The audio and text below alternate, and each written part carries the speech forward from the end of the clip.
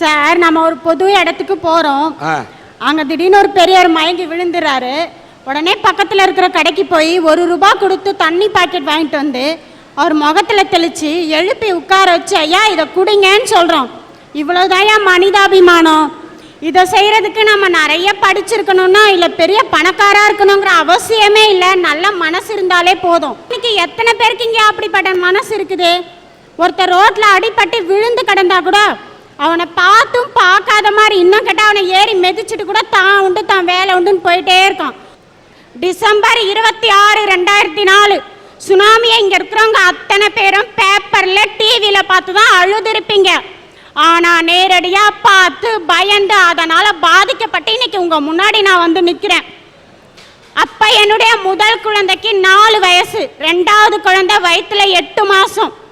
ஞாயிற்றுக்கிழமை காலையிலே என் பிள்ளைக்கு இட்லி ஊட்டிட்டு இருக்க திடீர்னு ஒரு சத்தம். ஐயோ என் சொத்து போதே, என் போட்டு போதே, நான் எப்படி வாழ போறேன்னு இல்லை, கடல் தண்ணி வந்து ஊர் முழுக்க நிரம்பிடுச்சே, நம்ம உயிரோட இருப்போமா, நம்ம இனமே அழிய போகுதே, எல்லாரும் ஓடுங்கன்னு கத்துனாங்க. இந்த குரல் கேட்டு என் 4 வயசு பையன் என்னை இறுக்கி பிடிச்சிக்கிட்டான். உடம்பெல்லாம் ஒதுருது அவனுக்கு. தூக்கி இடுப்புல வச்சுக்கிட்டு 4 ஸ்டெப் நடந்த ஓடுனேன். விழுந்துறேன் எந்திரிக்கிறேன், விழுந்துறேன் எந்திரிக்கிறேன். உயிர் தப்பிக்கணுன்ற எண்ணம் மட்டும்தான் இருந்துச்சு.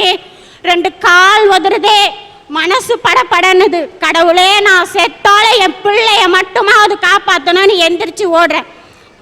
பஸ் ஸ்டாண்ட் வரைக்கும் ஓடுனா அதுக்கு மேலே எங்கே ஓடுறதுன்னு தெரியல. அந்த இடத்துல எனக்கு வயிறு வலிக்க ஆரம்பிச்சிருச்சுங்கய்யா.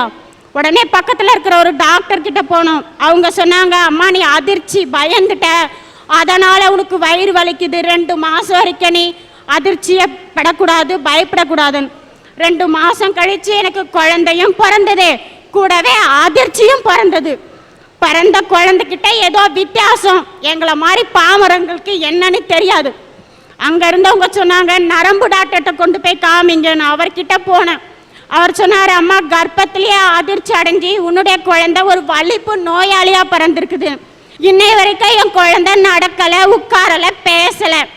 இப்படிப்பட்ட நிலைமையில என்னுடைய முதல் குழந்தைய கவனிக்க எனக்கு நேரமும் இல்லை, படிக்க வைக்க எங்ககிட்ட வசதியும் இல்லை. மாசத்துல 10 நாள் வீட்டில் இருப்போம், 20 நாள் ஆஸ்பத்திரியில் இருப்போம். என் தலையை பார்த்தாலே அந்த கவர்மெண்ட் ஹாஸ்பிட்டல்ல என்ன மறுபடியும் வந்து உக்காந்து பெட்ல, இதுக்கு வேற வேலையே இல்லடா அப்படின்னு கொஞ்சம் கூட மனிதாபிமானமே இல்லாம திட்டுன ஒரு சில டாக்டர்களுக்கு மத்தியில நான் ஒரு நல்ல டாக்டரையும் பார்த்தேன். அவர் என்னுடைய குழந்தைக்கு கொண்டு போய் காமிச்ச 3 மாசத்துல இருந்து இந்த நிமிஷம் வரைக்கும் ₹10 டாக்டர் பீஸ் வாங்காமலே வைத்தியம் பார்த்தார்.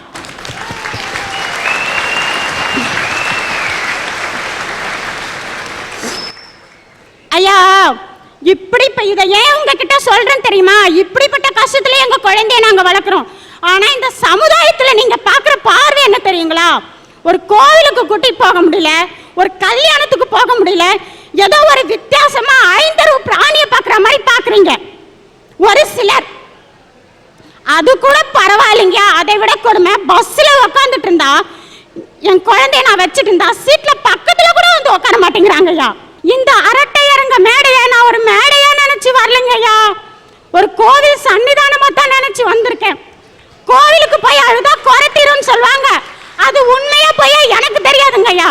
ஆனால் இந்த கோவில்ல வந்து அழுதா கண்டிப்பா என்னுடைய குறை தீரும், என் குழந்தை நல்லா ஒன்ற நம்பிக்கையோட இந்த இடத்துக்கு நான் வந்திருக்கேன். அந்த குழந்தைக்கு ஒரு நல்ல வாழ்க்கை பிறக்காதா, ஒரு நல்ல வாழ்க்கை கிடைக்காதா என்று அந்த தாய் இங்கே ஏங்குகிறார்.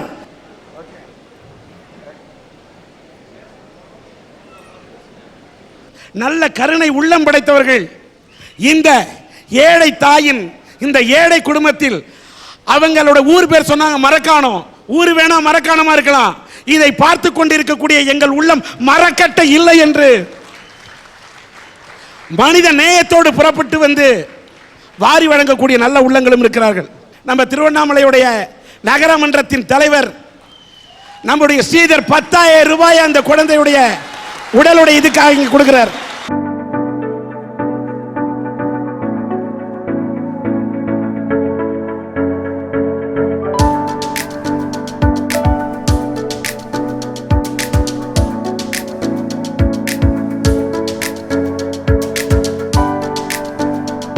அந்த குழந்தையின் சிகிச்சை பொருட்டு வேலூரில் இருக்கக்கூடிய நம்முடைய சிஎம்சி மருத்துவமனைக்கு வந்தால் அங்கே இருக்கக்கூடிய இயக்குநரிடத்திலே, டைரக்டரிடத்திலே கலந்து ஆலோசித்து அந்த குழந்தையின் மருத்துவ நலனுக்காக எந்த சிகிச்சையும் தர தயாராக இருக்கிறோம் என்பதை சிஎம்சி மருத்துவமனையின் சார்பாக சகாயன் அவர்கள் தெரிவித்திருக்கிறார். அவருக்கு சன் டிவியின் அரட்டை அரங்கத்தின் சார்பிலும் உங்கள் சார்பிலும் மனமார்ந்த நன்றியை தெரிவித்துக் கொள்கின்றோம். வள்ளுவரே சொல்லியிருக்காரு சார், பொய்மையும் வாய்மை இடத்து புரை தீர்ந்த நன்மை பயக்கும் எனின். நல்ல விஷயத்துக்காக பொய் சொல்லலாம் சார், தப்பே இல்லை.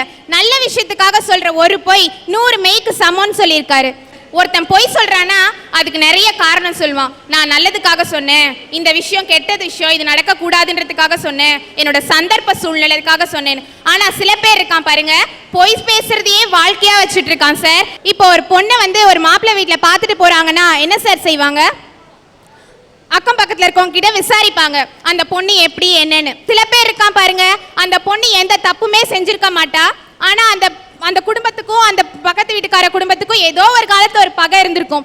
அந்த பகையை மனசுல வச்சுட்டு அவன் சொல்வான் பாருங்க, அந்த பொண்ணு கேரக்டர் சரியில்லை, அந்த பொண்ணு வீட்டுக்கே 10 மணிக்கு தான் வரும், அந்த பொண்ணு அங்க பார்த்தேன் இங்க பார்த்தேன்னு அந்த பொண்ணை பத்தி ஒரே பொய்யா சொல்வான் சார். இப்படி ஒரு பொண்ணோட வாழ்க்கையை கெடுத்ததுக்காக பொய் சொல்றால சார், அவனெல்லாம் சும்மாவே விடக்கூடாது சார். இன்னைக்கு எத்தனை அரசு அதிகாரிகள் சார் உண்மையா லஞ்சம் வாங்காம உழைச்சிட்டு இருக்காங்க. வெளியில ரொம்ப பெருசா போர்டு மாட்டிருப்பாங்க, இங்க லஞ்சம் வாங்க கூடாது, இங்க லஞ்சம் கொடுக்க கூடாதுன்னு. ஆனா அந்த போர்டுக்கும் அங்க இருக்க அதிகாரிக்கும் எந்த சம்பந்தமுமே இருக்காது. எந்த அரசு எந்த மந்திரியும் சொல்றது இல்ல, எந்த முதலமைச்சரும் சொல்றது இல்ல, நீ இவ்வளவு லஞ்சம் வாங்க இவ்வளவு லஞ்சம் வாங்கன்னு. இந்த ஆட்சி வந்தாலும் சரி எந்த ஆட்சி வந்தாலும் சரி லஞ்சம் வாங்குறவன் வாங்கிட்டே தான் இருப்பான். இந்த மாதிரி லஞ்சம் வாங்கி ஏமாத்த ஒரு சில அரசு அதிகாரிகளை நாடு கடத்தணும். இந்த லஞ்சம் வாங்கக்கூடிய அதிகாரிகள் எந்த ஆட்சி வந்தாலும் அவர்கள் வாங்குகிறார்கள் சொன்னீங்களா, இது உண்மை. ஆட்சியாளர் எந்த அவங்களுக்கு வரமுறையே கிடையாது. லஞ்சம் வாங்கக்கூடிய அதிகாரிகள் இருக்கிறாங்கன்னா அது அரசின் குற்றம் அல்ல. இந்த அதிகாரிகள் திருந்தாதவரை இந்த நாடு எப்படி திருந்தும்? அதிகாரி லஞ்சம் வாங்குகிறார், கொடுப்பது யார் குற்றம்? கொடுக்கக்கூடிய மக்களோட குற்றம். சொல்லுங்க. கலப்படம் அப்படின்னு பாத்தீங்கன்னா மருந்து மாத்திரையில கூட கலப்படம் பண்றான் சார். ஒரு கெமிக்கலையே யூஸ் பண்ணி அந்த எக்ஸ்பைரி டேட்டையே அழிச்சு விற்கிறான் போலித்தனமா. இப்படி கலப்படம் செய்யறதுனால எத்தனை உயிர்கள் பலியாகுது, எத்தனை பாமர மக்கள் பாதிக்கப்படுறாங்கன்றது எனக்கு தெரியதில்லை. இந்த மாதிரி கலப்படம் பண்றவங்க எல்லாம் நாடு கடத்தணும்னு சொல்றேன் சார். இந்த மருந்துல போலியை தயார் பண்றாங்களே, அந்த போலி மருந்தை தயார் செய்யக்கூடியவர்களுக்கு அவங்களுக்கு பொண்டாட்டி இல்ல, புள்ள குட்டி இல்ல, இவ்வளவு கொடிய போலி மருந்தை தயாரிக்கிறோமே ஏன் உங்க சிந்திக்கல? உங்கள் மனைவி மக்களுக்கு ஒரு வேளை ஒரு விபத்து நடந்து அவர்கள் குத்துயிருமாக குறையுருமாக இரத்த வெள்ளத்திலே கிடக்கும் போது வேறொரு மருத்துவர் ஒரு மருந்தை எழுதி கொடுக்கலாம். அப்பொழுது எந்த போலி மருந்தை நீ தயார் செய்தாயோ அதே போலி மருந்து உன் மனைவிக்கு கொடுக்கப்பட்டால், உன் குழந்தைக்கு கொடுக்கப்பட்டால் அந்த குழந்தையின் உயிர் என்ன? உன் மனைவியின் நிலை என்ன? போலி மருந்து செய்யக்கூடியவர்களே, கலப்படத்தை கலக்கக்கூடியவர்களே எண்ணி பார்க்கணும். அண்ணே, காலையில் சூரியன் உதிச்சதும் எல்லா குடும்ப பெண்களும் அட்டெண்டன்ஸ் போடுறாங்க. வேலைக்கு போகிற பெண்கள் தானே அட்டெண்டன்ஸ் போடுவாங்க. இது என்ன குடும்ப பெண்கள் அட்டெண்டன்ஸ் போடுறாங்கன்னு சொல்றீங்களா? அவங்க வாசல்ல போடுற அந்த கோலத்தை தாங்க நான் சொன்னேன். சரிம்மா, நான் இன்னைக்கு ரொம்ப நல்லா இருக்கேன், என் வீட்டு வேலையெல்லாம் செய்ய ஆரம்பிச்சுட்டேன்னு சிம்பாலிக்காக சொல்கிறது தாங்க அந்த கோலம். ஆனால் நான் காலையில் கண்ணு முழிச்ச உடனே என்ன தெரியுங்களா நினைப்பேன், இன்னைக்கு மகளிர் காவல் நிலையத்திலேருந்து போலீஸ் என் வீட்டை கதவை தட்டுமா, இல்லை இன்னைக்கு என் டிவிஷன் போலீஸ் ஸ்டேஷன்லேருந்து போலீஸ்காரர் வருவாரா, கோர்ட்டுலேருந்து சம்மன் வருமா, இல்லை எங்கன்னா எஸ்பி ஆஃபீஸ் டிஎஸ்பி ஆஃபீஸில் இருந்து என்கொயரி வருமா. இப்படி தாங்க நான் காலையில் கண்ணு முழிப்பேன். இப்படிப்பட்ட சூழ்நிலையில் வாழ்ந்துட்டு இருக்கிற என்னை இங்கே கூட்டிகிட்டு நாடு கடத்துன்னு நீங்கள் சொல்லி இருக்கிறீங்க. ஆனால் நான் யாரையும் நாடு கடத்த போகிறதில்ல. அண்ணே, நானும் டீச்சர், ஓகே, எங்கள் அம்மாவும் டீச்சர், ஓகே. எங்கள் அப்பாங்க இன்னொரு பெண்ணுக்கு வாழ்க்கை கொடுக்கணுங்கிறதுக்காக எங்கள் அம்மாவை வாழை வெட்டியாக ஆக்கிட்டு வெளியில் போயிட்டார். எங்கள் அம்மா நெருப்பாக இருந்து பொறுப்பாக என்னையும் எங்கள் அண்ணனையும் வளர்த்துனாங்க, படிக்க வச்சாங்க. எனக்கு கல்யாணம் பண்ணணுங்கிற ஸ்டேஜ் வரும்போது வேலை வெட்டி இல்லாமல் வீணாக சுற்றி திரிகிற ஒரு இளைஞர், நான் இந்த பொண்ணை கல்யாணம் பண்ணிக்கிறேன் அத்தைன்னு வந்தார். கல்யாணம் பண்ணிக்கிட்டு நான் போன அன்னைக்கு நல்ல மழை. அந்த வீட்டுக்குள்ளே போய் நான் பார்த்தா 4 குட்டிச்சவருக்கு மேலே 4 கூரை இருந்தது. கொடையை பிடிச்சிக்கிட்டு மூளையில் உட்காந்துட்டு இருந்தேன். 10 ஏக்கரா நிலம் இருக்குங்கிறாங்களே, இந்த மாதிரி ஒரு வீட்டில் இருக்கீங்களே மாமா என்னான்னு கேட்டேன். 10 ஏக்கரா நிலம் இருக்குன்னு யார் சொன்னது? எனக்கு 1 ஏக்கரா தான் இருக்குது, 7 பேருக்கு பாகம்னாரு. நான் படித்து ஒரு வேலைக்கு போகிறதுக்கு ரெடியாக இருந்ததுனால சாப்பாட்டுக்கே ரொம்ப கஷ்டம், சொல்லக்கூடாது. ரொம்ப கஷ்டப்பட்டேன். அம்மா வீட்டில் போய் நான் சொல்லி அவங்க வீட்டில் இருந்து காசு வாங்கி தாங்க நான் சாப்பிட்டுட்டு இருந்தேன். அப்போ எனக்கு வேலை கிடச்சிது. ஆஹா, இனிமேல் சாப்பாட்டுக்கு கஷ்டம் இல்லைன்னு நினச்சேன். அப்போ நான் வந்து தாய்மையும் அடைஞ்சேன். 2 குழந்தைய வயிற்றில் சுமந்துட்டு இருந்தேங்க. 1 மாதம் கத்தி நான் கையில் சம்பள கவரை வாங்கி இப்படி பிடிச்சிக்கிட்டேன். 1 மாதம் கத்தியிருக்கோம் நம்ம உழைப்பு, இதில் கொஞ்சம் காசு எடுத்து, அதிகமாக இல்லைங்க, கர்ப்பிணி பெண்ணுங்களுக்கே உள்ள ஆசை, ஒரு 1,000 ரூபாய்க்கு விபூதி பாக்கெட் வாங்கி சாப்பிட்லான்னு நினச்சேன். அப்புறமா யோசித்தேன், அவர் வேலைக்கு போகல, சம்பாதிக்கல, இந்த காசை நான் அவரை கேட்காம எடுத்து நான் செலவு பண்ணிட்டேன்னா ஒரு இன்ஃபீரியாரிட்டி காம்ப்ளெக்ஸுங்கிறது ஒன்று வந்து இந்த குடும்பம் குட்டிச்சேர ஆகிட்டா என்ன பண்ணுறது அப்படின்னு அந்த கவரை கொண்டு போய் பக்கத்தில் இந்த மாரியம்மன் கோயிலில் வச்சு சாமி கும்பிட்டு பூசாரி கொடுக்குற விபூதியை வாங்கி வாயில் போட்டுக்கிட்டு அந்த கவரை கொண்டு வந்து கொடுத்தேங்க. 1 வருஷம் இல்லை, 2 வருஷம் இல்லை, 10 வருஷம் கொடுத்தேன். 1 முழம் பூ வாங்கிறதா இருந்தாலும் அவர் முகத்தை பார்த்து அவர் வாங்கி கொடுத்தாதான் நான் தலையில் வச்சுப்பேன். அப்படி தான் வாழ்ந்தேன். அப்போ தாங்க என் வாழ்க்கையில் ஒரு பெரிய திருப்புமுனை வந்தது. ஒரு மனுஷனை தெரிஞ்சுக்கணுன்னா ஒன்று பணத்தை கொடுக்கணும், இல்லை பதவியை கொடுக்கணும்பாங்க. நான் பணத்தை கொடுத்து அவரை தெரிஞ்சுக்கிட்டேன். எங்கள் அம்மா ஹார்ட் பேஷண்ட்டு, அவங்க ரிட்டையர்மெண்ட் ஆனாங்க. எந்த கஷ்டத்தையும் போய் அவங்கக்கிட்ட சொல்லக்கூடாது, சொல்லிட்டு இவர்கிட்டேருந்து நம்ம போயிட்டோன்னா வாழா வெட்டி ப்ளஸ் இன்னொரு வாழா வெட்டியா அப்படின்னு நினச்சிட்டு இருந்தேன். நீ 4 லட்சம் போய் அவர்கிட்ட வாங்கிட்டு வரலன்னா நீ அதே லிஸ்ட்டில் தான் போய் சேருவ, போய் வாங்கிட்டு வான்னாரு. ஓடுனேன். எங்கள் அண்ணன், நீங்கள் எத்தனையோ படத்தில் நீங்கள் நடித்து காமிச்சிருக்கீங்க, நான் பாசத்தில் அப்படியே நெகிழ்ந்து போய் சொல்கிறேன், என்ன மாதிரி ஒரு அண்ணன் இருக்கிறதுனால தான் இன்றைக்கி சமுதாயத்தில் வாழா வெட்டிகள்லாம் உயிரோடையே இருக்காங்க. அத்தனை பணத்தையும் அப்படியே எங்கள் அம்மா ரிட்டையர்மெண்ட் பணம் 4 லட்ச ரூபாய் 3,85,000 மஞ்சள் பையில் போட்டு அப்படியே கொடுத்தாரு. கொண்டு வந்து இந்தாங்க மாமான்னு கொடுத்தேன். நீ 2வது குழந்தை வயிற்றில் வச்சுட்டு இருக்கிற, உன் பேரில் போட வேணாம், என் பேர்லேயே போட்டுக்கிறேன்னு ஜாயின் அக்கௌண்ட் கூட வேணான்னு அவர் பேரில் போட்டுக்கிட்டாருங்க. நான் கேட்கவே இல்லை. ஒரு வீட்டை கட்டினார். 7 பேருக்கு பாகமாக இருக்கக்கூடிய ஒரு இடத்துல ஒரு பாகத்தில் ஒரு வீட்டை கட்டினார். கிரகப்பிரவேச அன்னைக்கு சொன்னார், நான் இன்னொரு கல்யாணம் பண்ணிக்க போகிறேன், நீ செத்து போன், இனிமே நான் அவன் கூட இருக்க மாட்டேன், எனக்கு வேற ஒருத்தி தான் முக்கியம்னாரு. அன்னைக்கு இடி என் தலையில் கூட இல்லைங்க, நான் என் இதயத்தில் இறங்குச்சு. நான் ஹார்ட் பேஷண்ட்டு, ஃபஸ்ட்டு அட்டாக் வந்து ஹாஸ்பிட்டல் அட்மிட் ஆகியிருந்தேன். அன்னைக்கு ராத்திரி தூங்கிட்டு இருக்கிறேன். வீட்டுக்குள்ளே வந்த மனுஷன் தலைகாணியை தூக்கி மூஞ்சில் வச்சு ஒரே அமுக்குறாரு. சாவடிச்சு உன்னை தூக்கி செப்டி டேங்கில் போட்டுருவேன்னு. செத்து போயணும்னு நினச்சேங்க. ஒரு ப்ரிஸ்கிரிப்ஷனை வச்சுக்கிட்டு Tirukkoyilur medical stop, Manalurpettai medical stop, திருவண்ணாமலையில் ஒரு மெடிக்கல் ஸ்டாப் விடாமல் 5 மாத்திரையாக 60 மாத்திரை வாங்கினேன். பக்கத்து தெருவில் இருக்கிற எங்கள் அம்மா கிட்ட கொண்டு போய் பெரிய குழந்தைய விட்டேன். சின்ன குழந்தைய தூக்கி பக்கத்து ஊரில் இருக்கிற எங்கள் அண்ணன் கிட்ட விட்டேன். பால் குடிக்கிற குழந்தை செத்து போகிற எண்ணம் மாறி போயிடுமேன்னு என் குழந்தைங்கள நினச்சேன். அந்த சாவுக்கு வந்த கூட்டத்திலேயே ஒரு பொண்ணை தேடி கல்யாணம் பண்ணிக்கிற ஒரு அப்பா கிட்ட என் குழந்தைய விட்டுட்டு நான் ஏன் செத்து போகணும்? போராடணும்னீங்களே, உயிரை காப்பாற்றிக்கணும்னு நேராக மகளிர் காவல் நிலையம் போனேன். அம்மா இந்த மாதிரிலாம் நடக்குது, என் புருஷன் என்னை கொல்ல வராரு, நீங்கள் கேஸ் போடுங்கன்னு கேஸ் பதிவு பண்ணாங்கன்னா 15 நாள் ரிமாண்டில் உள்ளே இருந்தார். 15 நாள் கழித்து வெளியில் எதனா திரும்பி வருவாருன்னு பார்த்தேன். இன்றைக்கி திருக்கோயிலூர் கோர்ட்டில் வந்து வரதட்சணை கேஸ் நடந்துட்டு இருக்குதுங்க. வெளியில் வந்தார். 7 வக்கீல் இன்னைய வரைக்கும் வச்சுருக்கிறாரு. அவர் செய்கிறது தப்புன்னு தெரிஞ்சும் 7 வக்கீல் அவருக்காக வாதாடிட்டு இருக்கிறாங்க.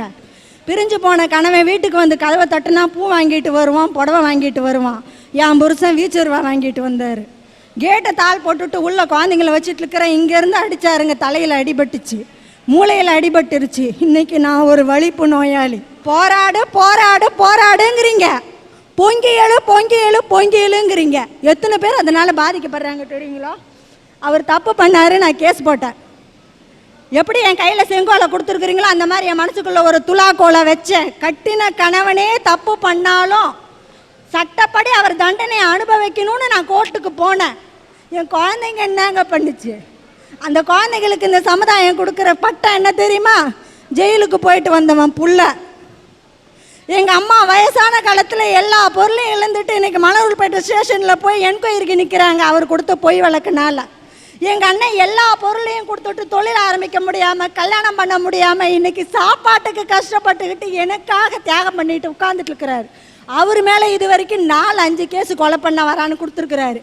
இன்னைக்கு நான் டிஸ்ட்ரிக்ட் போலீஸ் ஸ்டேஷனில் போய் நின்னேன்னா அங்கே இருந்த ஏடிஎஸ்பி என்னை கூப்பிட்டு உட்கார வச்சு, அம்மாவும் என் பொண்ணு மாதிரி இருக்கிறமா, நீ சம்பாதிக்கிற வேலைக்கு போகிற, ஒரு நல்ல கனவு அமையாமல் இவ்வளவு பிரச்சனையை சந்திச்சியேன்னு கேட்டார். ஆனால் நானும் ஒரு 2 காக்கி சட்டையை பார்த்தேங்க. ஒரு காக்கி சட்டை என் கணவனுக்கு சப்போர்ட் பண்ணிட்டு என்ன கேட்குறாரு, நீ பெரிய இவளா, நீ போயிட்டு மகளிர் மன்றத்தில் கேஸ் போடுறியே, கணவனை விட்டுட்டு நீ வெளியில் போயிட்டு என்னாடி பண்ண போகிறேன்னு கேட்குறாரு. இன்னொரு காக்கி சட்டை கேட்குறாரு, மகளிர் மன்றத்தில் கேஸ் கொடுத்துட்டீங்கன்னா நீ பெரிய ஆளான்னு. பக்கத்தில் இருந்த ஒரு கான்ஸ்டபிள் அம்மா சொல்கிறாங்க, இவங்க மேடை பேச்சாளருங்க, அவர் சொல்கிறாரு, மேடை போட்டு என்னை பற்றி சொல்லுவியாடின்னாரு. இன்னைக்கு உலகத்துக்கே சொல்லிக்கிட்டு இருக்கிறேங்க. காக்கி சட்டையில் நல்லவங்களும் இருக்கிறாங்க.